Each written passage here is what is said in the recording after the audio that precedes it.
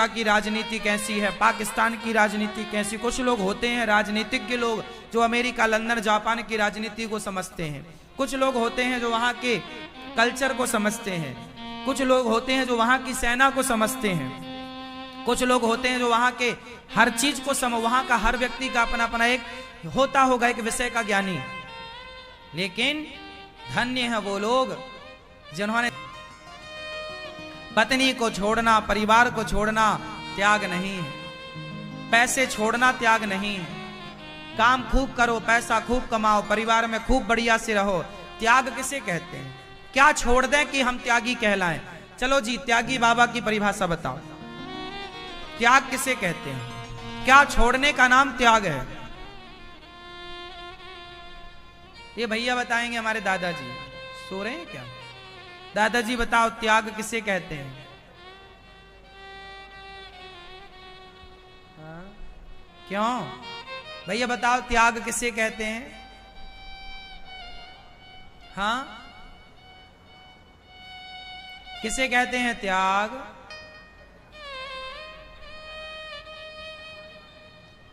दादाजी दोनों सो गए, पोता दादा नहीं सोने की। अच्छा, अभी शुरुआत हो रही है सोने की। बताओ, त्याग किसे कहते हैं?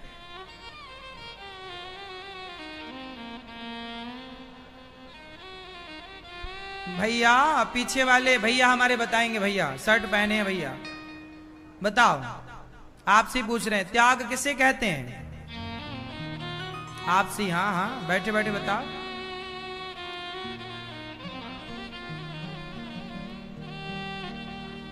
वो खंबे से टिके हुए बैठे हैं सफेद कुर्ता या शर्ट वाले दादाजी, बताओ त्याग किसे कहते हैं? अरे मेरी प्यारी बहन बैठ जाओ, मेरी माँ बैठ के वीडियो बना लेना।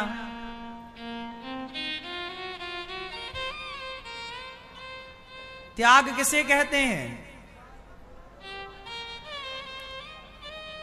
जो अपने भीतर के अभिमान को त्याग दे, जो अपने भीतर के काम वासना को त्याग दे, जो अपने भीतर के लोभ को त्याग दे, जो अपने भीतर के क्रोध को त्याग दे, जो अपने भीतर की बुराइयों का त्याग कर दे, उसी का नाम त्यागी है। पत्नी का त्याग कर देना, पुत्र का त्याग कर देना, पैसे का त्याग कर देना बड़ी बात नहीं है। अपने भीतर की बुराइयों का त्याग। कुछ लोग पत्नी, पुत्र, परिवार त्यागने के बाद भी अंदर की बुराइयों का त्याग करते नहीं हैं और वो कहते हैं हमने त्याग कर दिया। पत्नी का त्याग ये कोई त्याग है? अपने भीतर की वासनाओं का त्याग कीजिए। त्याग का मतलब ही त्याग है। क्या त्याग है बताओ? बाहर की चीजें त्यागें या भीतर की चीजें त्यागें? नुकसान। एक आदमी बोला मैंने पत्नी को त्याग दिया। क्यों त्याग दिया? क्या बुराई थी तेरी पत्नी में? निंदा चुगली तो तूने त्यागा नहीं, छल कपट तो तूने त्यागा नहीं, ईर्ष्या द्वेष तो तूने त्यागा नहीं। पत्नी पुत्र पैसा त्याग के भी क्या पालेगा? दशरथ जी ने कौन सी पत्नी और पुत्र त्यागा? कुछ नहीं त्यागा। उन्हें घर बैठे राम मिल गए कि नहीं? सदगृहस्थ को परिवार त्यागने की, पैसे त्यागने की जरूरत नहीं है। सदगृहस्थ को अपने भीतर की बुराइयों को त्यागने की जरूरत है। बुराई त्याग दो, सब त्याग दो। हर गलत आदत त्याग दो। शराब पीने की आदत त्याग दो, बीड़ी पीने की आदत त्याग दो, गुटखा खाने की आदत त्याग दो, मांस खाने की आदत त्याग दो, शराब पीने की आदत त्याग दो, झगड़ा करने की, बेवजह झगड़ा गुस्सा करने की आदत त्याग दो। यही तो त्याग है। और कौन सा त्याग होता भाई? क्यों? इससे भी बड़ा कोई त्याग है क्या? इसलिए भक्ति महारानी हाथ जोड़ के बोल रही है, नारद जी महाराज मेरा बड़ा दुख है। नारद जी ने कहा चिंता ना करो। नारद जी ने वेद वेदांत सुनाया तो सही, पर दुख दूर नहीं हुआ। तब नारद जी सनकादियों के पास गए सनकादियों ने कहा भक्ति को भागवत सुनवाओ। सोचिए जब भागवत सुनवाई गई तब भक्ति महारानी का सारा दुख दूर हो गया। जो भक्ति महारानी सबका दुख दूर करती हैं, उनका दुख दूर भागवत जी ने किया। भक्ति ज्ञान वैराग्य, जब तीनों दुखी हुए तो भागवत सुनी सनकादियों ने। हरिद्वार की पावन धरा में भागवत सुनवाई। दुबई के लोग भी कथा सुनते हैं, लंदन के लोग भी कथा सुनते हैं, अमेरिका के लोग भी कथा सुनते हैं, और हमारे भारत के लोग तो सुनते ही हैं। कथा सुनने से ना बिना पैसे के ना जाने कितनी दवाइयां बंद हो गई डिप्रेशन की, सिर्फ कथा से। सुन लीजिए, अच्छा होगा। प्रिय भक्तों, नारद जी महाराज ने भागवत सुनवाई तो भक्ति महारानी 3 आसन लगाए। सनकादियों ने कथा हरिद्वार में सुनाई। सनक सनंदन सनातन सनत कुमार भक्ति ज्ञान वैराग्य के लिए 3 आसन, सनकादियों के लिए 4 व्यासपीठ। चारों ने जब दिव्य कथा कही तो तुरंत भक्ति महारानी भागवत की केवल महिमा सुनी। सदा सेव्या सदा सेव्या श्रीमद् भागवती कथा। भागवत की कथा सदा सुनो। जब सुनी गई भागवत की कथा तो भक्ति महारानी का दुख दूर हो गया। ताता थैया करके नृत्य करने लगी। महाराज मैं कहाँ बैठूं? सनकादियों ने कहा जाओ, भक्तों का हृदय चित्त खाली है, मन मंदिर में जाकर बैठ जाओ। भक्ति कहाँ बैठती है? मन मंदिर में। नारद जी ने एक सवाल किया, महाराज कोई पापी भागवत सुन के तर जाए, कोई बड़ी बात नहीं क्या? बड़ा पापी जिसने जीवन भर पाप किया, ऐसा पापी तरेगा? हाँ। ये मान वह पाप कृतस्तु सर्वदा सदा दुराचार रता विमार्ग गाह क्रोधाग्निदग्धः कुटिलाश्च कामिनः सप्ताह यज्ञेन कलौ पुनन्ति ते। कितना भी बड़ा पापी क्यों ना हो, भागवत सुन के तर जाएगा। कोई तरा? हाँ। कौन तर गया भागवत सुन के? धुंधकारी। किसका उद्धार हुआ?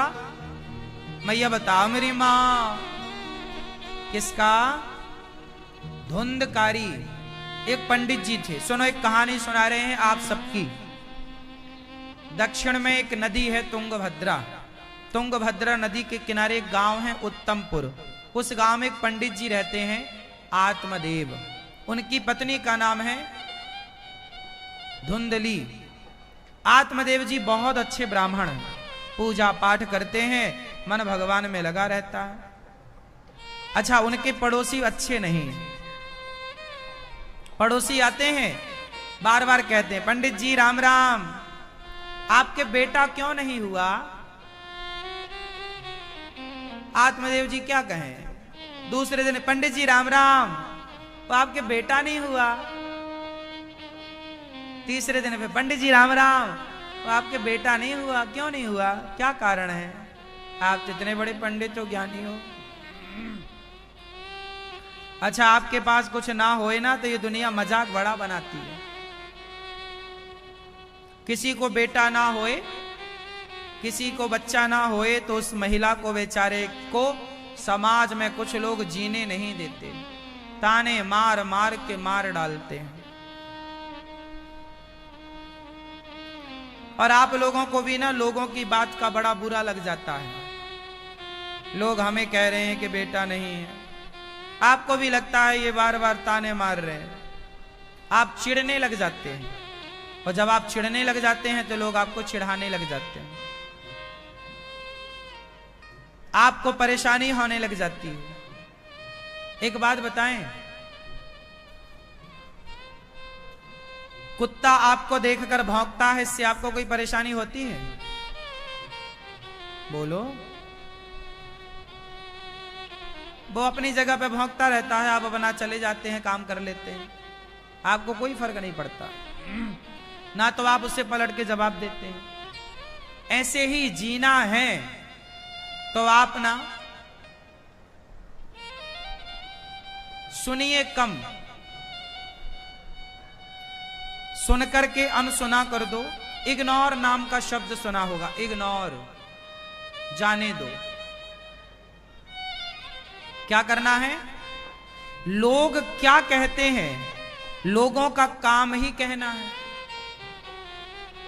आप लोग कई बार इस बात पर बहुत परेशान हो जाते हैं, लोग क्या कहेंगे, लोग क्या कह रहे हैं। कोई बात नहीं। लोग तो देखो, जब आपके पास कुछ नहीं था तो लोग कहते थे देखो खाने को रोटियां नहीं है, और जब आपके पास सब कुछ आ गया तो भी लोग अच्छा बेईमानी की होगी इसने, बेईमानी करके जुटाता होगा धन, हड़प लिया होगा किसी का। आपके पास जब कुछ ना हो तो भी लोग कहते हैं, सब कुछ है तो भी लोग कहते हैं। क्यों जी, बात सही है? आपकी नौकरी नहीं लग रही है तो भी लोग कहते हैं अरे निकम्मा घूमता है,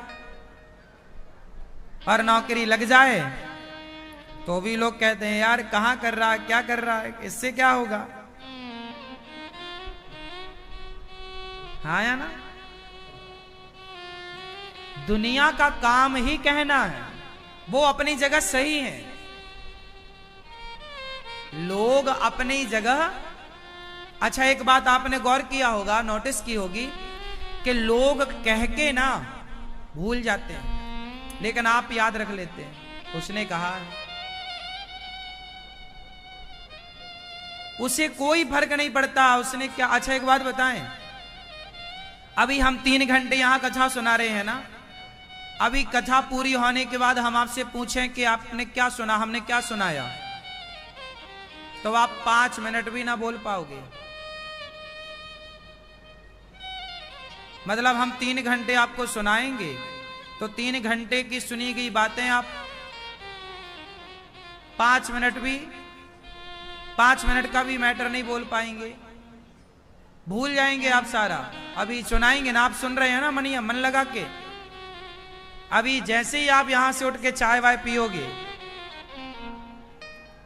फिर जो आपके प्रपंच चालू होंगे, फिर आप भूल जाओगे कि क्या सुना आज। हाँ या ना? कुछ याद थोड़ी रहता आप लोगों को। कुछ 2 4 10 लोग होंगे जो कुछ याद रख लेते हैं अच्छी बातें। आप में से कुछ लोग ऐसे होंगे जो कुछ बातें याद रख लेंगे, जो अच्छी बातें हैं उन्हें स्मरण में रखेंगे, मस्तिष्क में बिठा लेंगे। बाकी लोग तो क्या है, भूल जाएंगे।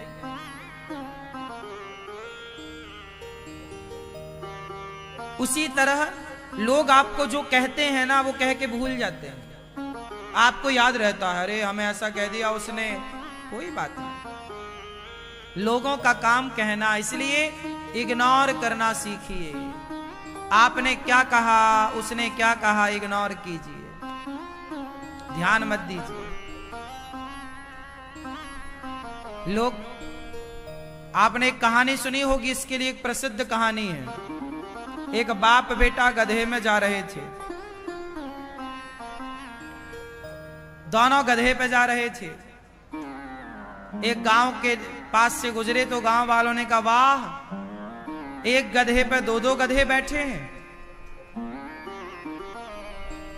तो बाप उतर गया, बेटा बैठा रहा। यार बात सही है, इतनी लंबी यात्रा है, गधे को भी कितना परेशान करें। एक बाप उतर गया, बेटा बैठा रहा। दूसरे गांव लोगों ने बोला वाह कलयुग आ गया, बाप पैदल चल रहा, बेटा गधे में बैठा है। तो बेटा उतर गया, बाप बैठ गया। तीसरा गांव आया, तीसरे गांव के लोगों ने वाह देखो कलयुग कैसा निर्दयी बाप है कि बाप गधे में बैठा और बेटे को पैदल चला रहा है। तो दोनों उतर गए। चौथे गांव में पहुंचे, चौथे गांव वालों ने बोला वाह रे आदमी, जब गधा है तो पैदल काहे चल रहे हो। वो गधे में बैठे तो लोगों को प्रॉब्लम, वो गधे पे एक बैठे तो लोगों को प्रॉब्लम, वो गधे पे बिल्कुल ना बैठे तो लोगों को प्रॉब्लम, वो गधों पे दोनों बैठ जाए तो लोगों को प्रॉब्लम। इसलिए उन लोगों ने अब कहा कि लोगों को बोलने दो, दोनों गधा बैठे अपनी यात्रा की तरफ चले, अपने मंजिल पर पहुंच गए। ध्यान ही नहीं दिया कि लोग क्या कह रहे हैं, क्योंकि लोगों पर ध्यान दोगे तो आप मंजिल तक पहुंचोगे ही नहीं। आप लोगों पर ध्यान दोगे तो आप अपनी मंजिल तक, लोग क्या कहते हैं, लोग आपको भटकाना चाहते हैं अपने लक्ष्य से। इसलिए ध्यान मत दिया करो कि लोग क्या कहते हैं। आप तो अपने लक्ष्य की ओर आगे अच्छे रास्ते पे चलो, छोड़ दो कि लोग क्या कह रहे हैं। आत्मदेव जी को पुत्र नहीं है, संतान नहीं है। अच्छा, कुछ लोगों को बेटा नहीं होता। अच्छा बताओ आप लोग, किसी को बेटा होता है, किसी को बेटा नहीं होता, बताओ क्यों? ऐसा क्यों होता है किसी को बेटा होता है और किसी को बेटा नहीं होता? क्यों ऐसा होता है मैया बताओ?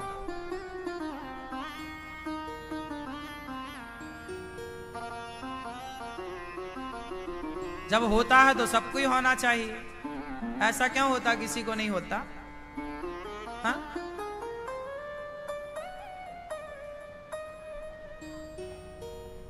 मैया बताओ मेरी प्यारी माँ।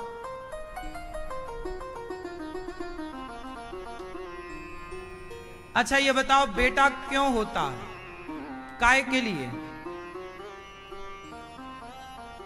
हैं?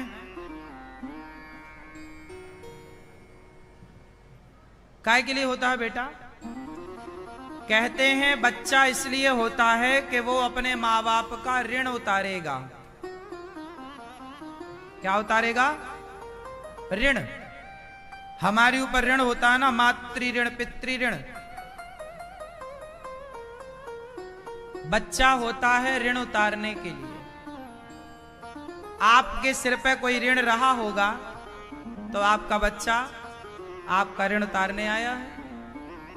अच्छा, जिसके सिर पे ऋण था उसका तो बच्चा आ गया ऋण उतारने, पर जिसके सिर पे ऋण था ही नहीं, भगवान ने कहा कि आपको हम झंझट में नहीं डालना चाहते, इसलिए हर कष्ट से बचाया, हर झंझट से बचाया और बच्चे के चक्कर में डाला ही नहीं, क्योंकि आपके सिर पे कोई ऋण था ही नहीं।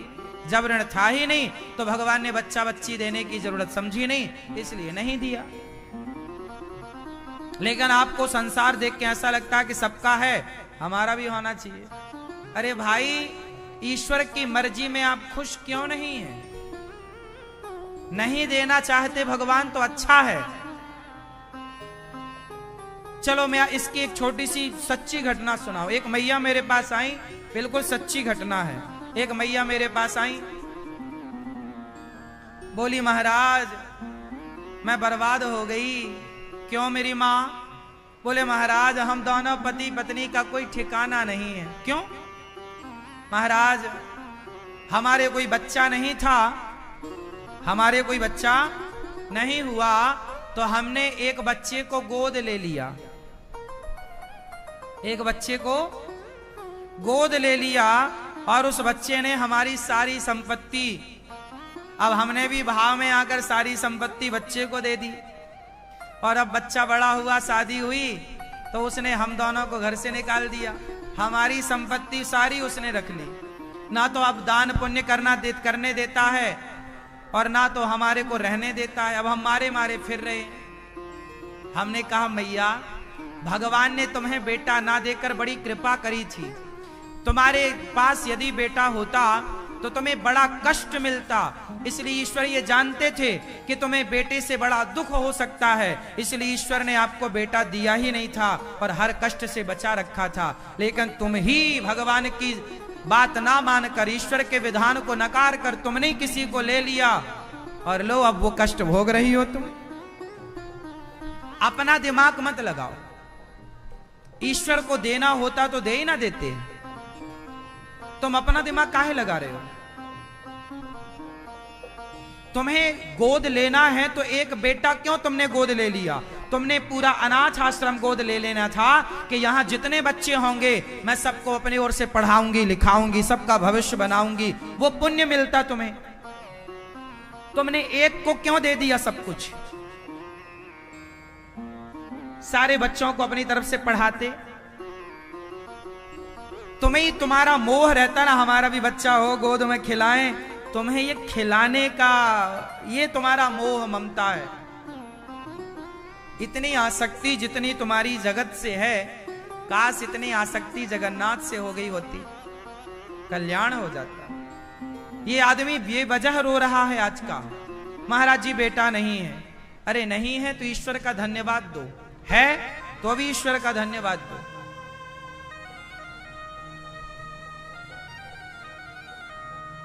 बहुत लोग ऐसे हैं जिनका बेटा नहीं है। मीराबाई के बेटे का नाम बताओ क्या है?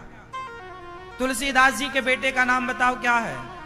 अरे तुलसीदास जी, मीरा जी, इनके कहां बच्चा हुआ? स्वामी विवेकानंद जी, इनका कहां बेटा है? कहां इनका बेटा है? बेटे से काम ना होगा। आप यहां बेटा बेटी पाने नहीं आए, यहां आपने अपने आप को भगवान को पाने आए हो। ईश्वर को पा लोगे ना, तुम्हारी पीढ़ियां तर जाएंगी और युगों युगों तक तुम्हारा नाम अमर रहेगा। जो ईश्वर को पा ले रहो, हर हाल में खुश। हाँ, तेरे फूलों से भी प्यार दे दे तो प्रसन्न रहो, ना दे। और आप लोग मैया किसी को ताना मत मारा करो, तेरे बेटा नहीं है, बेटा नहीं है ना। ऐसा बोलोगी तो तुम्हारे आने वाले जो वंश में, पीढ़ी में, वहां भी वंश फिर रुक जाएगा, बच्चा नहीं होगा। तुमने मारा ना ताना, बोला है ना, भगवान बोलेंगे अच्छा बोलो, चलो आने दो तुम्हारा भी। अब तुम्हारे तो बेटा हो गए, अब जो तुम्हारी बहू आएगी फिर वो तरस जाएगी।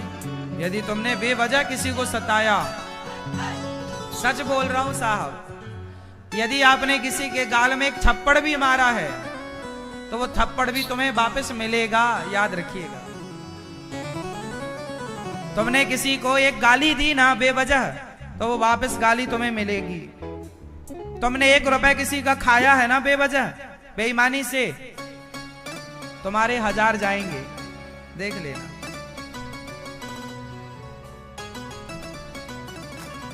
हाँ या ना? और सुनो, यहां का यहीं भोगना पड़ता है, वहां जो भोगना पड़ेगा वो अलग है, वो भोग नहीं है। पर यहां का यहां भी भोगना पड़ता है, मैंने अपनी आंखों से देखा है। ऐसे कितने लोग थे जिनका डंका बजता था, बड़ा नाम था, बड़ी इज्जत थी, और जब अब उन्होंने अपने पैसे का, इज्जत का दुरुपयोग किया तो साहब देखते देखते उनके जीवन में रोटी को तरस गए वो लोग। हाँ या ना? हाँ या ना? कितने लोग ऐसे होते हैं मैया जो बड़े धन्ना सेठ होते हैं, पर देखते देखते ना सारी धन्ना सेठी निकल जाती है। करोड़पति थे, आज करोड़पति थे और आज रहने को घर नहीं है। ऐसे लोगों को भी हमने देखा है। बड़े बड़े बंगलों में रहने वाले लोग थे, आज किराए का घर भी नसीब नहीं हो रहा है, किराया देने के भी हालात नहीं। ऐसे भी हमने देखे। पैसा है तो अकड़ ना दिखाना साहब। ये गर्मी, सूरज की गर्मी भी टिकती नहीं है ज्यादा लंबे समय तक। 12 बजे बड़ा गर्म होता है सूर्य, 1 बजे बड़ा गर्म होता है, 3 बजे बड़ा गर्म होता है, 4 बजते बजते गर्मी। हाँ या ना? अकड़ गर्मी तो सूर्य भगवान की नहीं टिकती, तुम्हारी टिकेगी। पैसा आए, धन आए, दुरुपयोग ना करना, इंसानियत ना गवा देना, व्यवहार ना बिगाड़ लेना। जैसे आज अच्छे से बोलते हो ना, धन आए तो भी ऐसी अच्छे से बात करना। धन आए तो कभी बेवजह किसी को सताना मत, धन का रौब मत दिखाना, क्योंकि देखने वाला तो कोई और है। और जब वो अपनी लाठी घुमाएगा ना तो करोड़ों मिनटों में खत्म हो जाते हैं।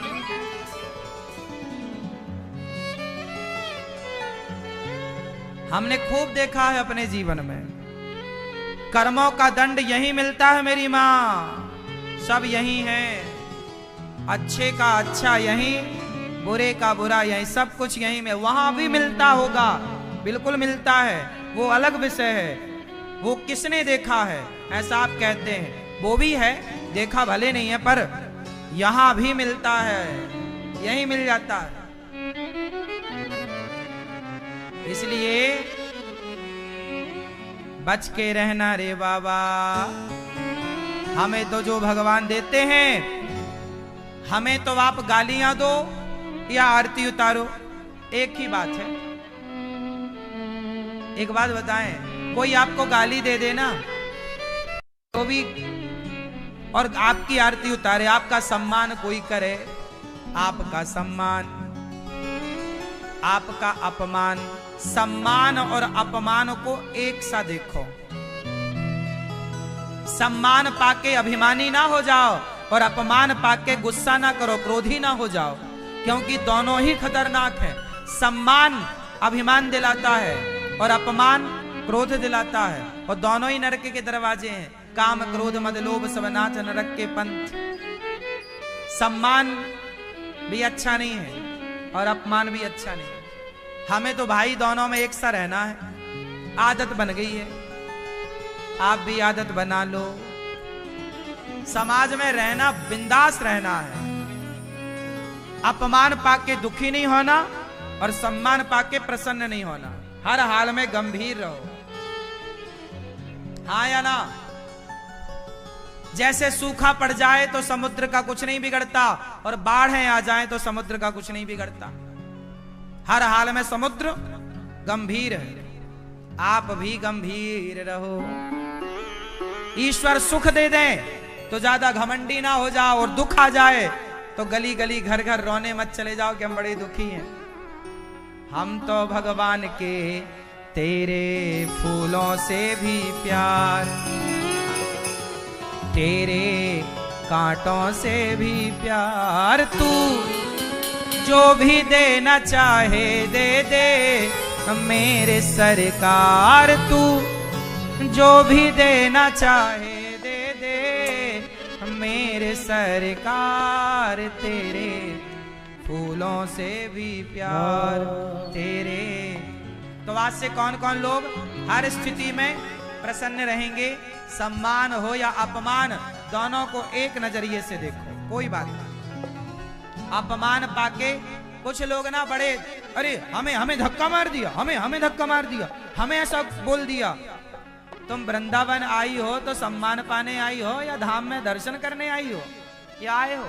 कुछ लोग आते ना वृंदावन, लड़ने लग जाते हैं, खूब लड़ते हैं, गाली गलौज तक कर देते हैं, मारा पीटी तक कर देते हैं। जरा सा किसी का धक्का लग गया, मेरे सम्मान में ठेस लग गई, अरे पागल, ये दास अनिरुद्ध ना, मैं सम्मान अम्मान के चक्कर में नहीं पड़ता कभी, ना सम्मान की चाह रख। सच्ची बताओ मेरी माँ, मुझे सम्मान की कोई चाह नहीं होती। कोई करता है, आप लोग आते हो सम्मानित करते हो, वो आपका बड़प्पन है, मुझे उसकी चाह नहीं है। कोई अपमान करता है, उससे मुझे गुस्सा नहीं आता। ना तो सम्मान पाके प्रसन्नता है, ना अपमान पाके दुख है। हर स्थिति में समभाव में रहना है, समान भाव। जब तक ये स्थिरता आपके जीवन में, आप लोग परेशान क्यों हैं? आप लोग सम्मान पाके हैप्पी और अपमान पाके रोने लग जाते हो, तो आपके जीवन में उतार चढ़ाव बना रहता है। इसे उतार चढ़ाव को समाप्त कीजिए, हर हाल में सम रहिए, स्मूथली चलने दीजिए जिंदगी को। हाँ, तेरे फूलों से भी प्यार, तेरे, हाँ, हमें हलवा पूड़ी मिल जाता, हलवा पूड़ी खा लेते हैं। नमक रोटी मिल जाए, हम नमक रोटी में भी खुश हैं, और हलवा पूड़ी भी मस्त खा लेते हैं। हाँ या ना? बोलो हाँ। हम जमीन में भी सो लेते हैं, और बढ़िया गद्दा मिल जाए तो गद्दे में भी सो लेते हैं। ना जमीन में सो के रोते हैं और ना गद्दा में सो के हंसते हैं। हर स्थिति में जो मिल जाए, ठंडा पानी मिलता ठंडा पी लेते हैं मटके का, गरम मिल जाए गरम पी लेते हैं, परेशान नहीं है। इसलिए जीवन में परेशान नहीं है, क्योंकि हर हाल में रहना जानते हैं।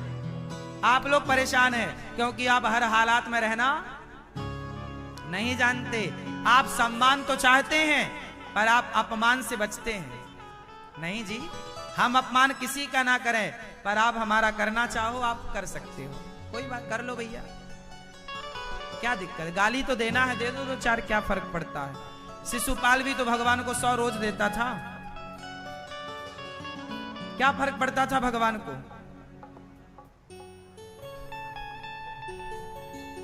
अपने आप को लोगों के हिसाब से मत ढालो कि आप हमारा सम्मान करोगे तो हम खुश, अपमान करोगे हम दुख। इसका मतलब हमारी चाबी तो आपके हाथ चली गई ना, कि आप जब चाहो हमें खुश कर दो, जब चाहो दुखी कर दो, जब चाहो गुस्सा दिला दो ना। आप हमें गुस्सा दिलाओ, हमें गुस्सा नहीं आएगा। हर हाल में प्रसन्न है, ठीक है। आप गलती करेंगे समझा देंगे आपको, लेकिन आपके व्यवहार का हमारे जीवन में कोई प्रभाव नहीं पड़ता। हाँ यार, धुंधकारी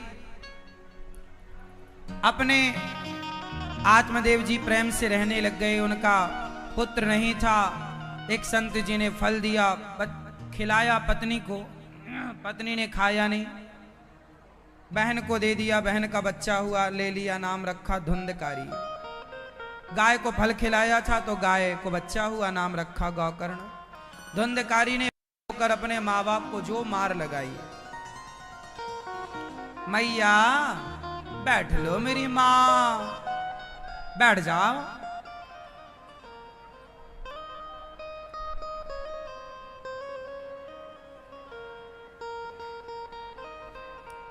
भजन हम इसीलिए कम गाते हैं, हमें पता भजन में खड़ी होगी तो मैया पर बैठोगी ही नहीं।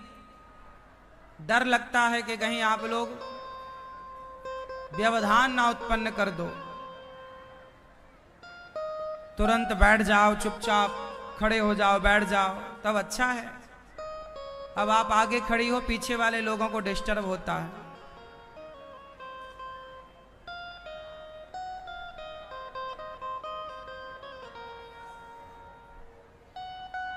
प्रिय धुंधकारी अपने पिता की खूब पिटाई करता है। देखो, भगवान ने आत्मदेव जी को बेटा नहीं दिया, पर इन्होंने जिद करी तो इनकी बहन को बेटा हुआ था, वो ले लिया गोद। अब धुंधकारी गोद लिया बच्चा है। अब धुंधकारी ने जो मार लगाई आत्मदेव जी को, डंडे मारे। पैसा निकाल कहां रखा है बुढ़ा तूने गड़ा के, खूब पैसे उड़ा दिए। नहीं बचा तो अपने बूढ़े माँ बाप को मारा। धुंधकारी माता को इतना मारा कि धुंध कुएं में कूद कर आत्महत्या कर ली। आत्मदेव जी बेचारे बहुत रोए। अच्छा एक बात बताएं मेरी माँ, कोई दूसरा मारता है ना तो ज्यादा कष्ट नहीं होता, आदमी दूसरों से लड़ लेता है। पर जब अपना ही विश्वासघात करता है, अपना ही जब कष्ट देता है तो तकलीफ ज्यादा होती है। आत्मदेव जी को इस बात का ज्यादा दुख था कि जिस बच्चे को हमने पाल पोस कर बड़ा किया, पढ़ाया लिखाया, उसकी हर इच्छाएं पूरी करी, आज वही बच्चा हमें मारने को तैयार है। जिन्हें आत्मदेव जी को ज्ञान दिया वो भगवत धाम चले गए। भागवत का पाठ करके 5 वैश्याओं को धुंधकारी ने रखा, 5 ने गला दबा कर मारा, जलते अंगार डाले। धुंधकारी मरा और प्रेत बना। तब गौकर्ण जी ने भागवत सुनाई और धुंधकारी भागवत सुनकर प्रेत योनि से मुक्त हो गया। भगवत धाम गया। गौकर्ण जी ने पुनः दूसरी बार भागवत सुनाई, भगवान ने हृदय से लगाया। भगवत धाम चले गए गौकर्ण जी, और सनकादियों के मध्य भगवान प्रकट हुए। सबको भगवान का दर्शन हुआ, सब भगवत धाम गए। श्रोता वक्ता का निरूपण हुआ। जन्माद्यस्य यतोऽन्वयादितरतश्चार्थे स्वभिज्ञः स्वराट् तेने ब्रह्म हृदय आदि कवये मुह्यन्ते यत्सूरया तेजो वारि मृदाम यथा विनिमयो यत्र त्रिसर्गो मृषा धाम्ना स्वेन सदा निरस्तकुहकं सत्यं परम धीमहि। जो सत्य स्वरूप परमात्मा उनको नमस्कार करते हैं। कुंती हुआ ने भगवान से दुख मांगा, भगवान ने अपने आप को दिया, भीष्म पितामह पर कृपा करी। 7 दिन में परीक्षित जी को मरने का श्राप लगा। सुखदेव पहुंचे, सुखताल पहुंचे परीक्षित जी, सुखदेव भगवान आए। राजा परीक्षित जी ने सुखदेव भगवान